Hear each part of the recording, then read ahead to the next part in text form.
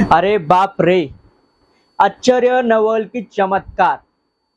नाही म्हणजे आम्ही पत्रकार आहोत, समाजाचा आरसा की काय म्हणतात ते.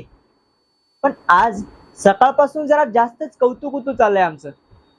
काय म्हणजे एरवी कधी यांना दारातून हाकलून देता येईल हेच चाललेलं असतं.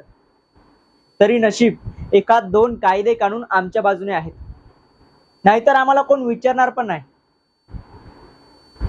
आम्ही समाजाचं काहीतरी देणं लागतो आणि अर्थात आम्हाला काम करणं भाग आहे आणि आम्ही प्रामाणिकपणे प्रयत्नही करतो. हो, मान्य आहे की एखाद दुसरा कोणीतरी असतो जो स्वतःचा स्वार्थ बघतो, पण जीवाच्या आकांताने काम करणारे सुद्धा आहेतच की. अहो, समाज माध्यम मुळात लोक कल्याणासाठी, त्यावर लोकांचे प्रश्न येऊ द्या हो.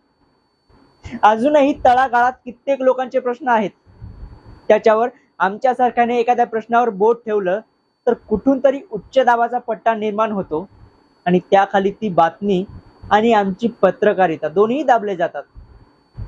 तुमचे सण, तुमची लग्न, येणारे पक्ष, जाणारे पक्ष, रस्ते, नदी, नाले, गाव, शहर, तालुका, जिल्हा, राज्य, राष्ट्रीय, आंतरराष्ट्रीय स्तरावर माझा पत्रकार बांधव काम करतो.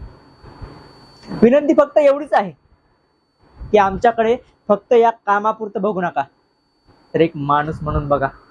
मग बघा या समाजाच्या कानाकोपऱ्यात घुसून सामान्यातल्या सामान्य माणसाचे प्रश्न कसे रस्त्यावर आणतो ते.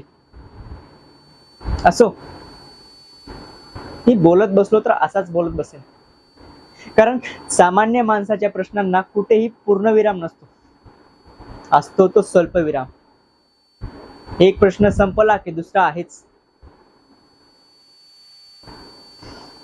नवीन निवडणूक लागते वाटतं, त्याचीच ही लगबग, बाकी काही नाही.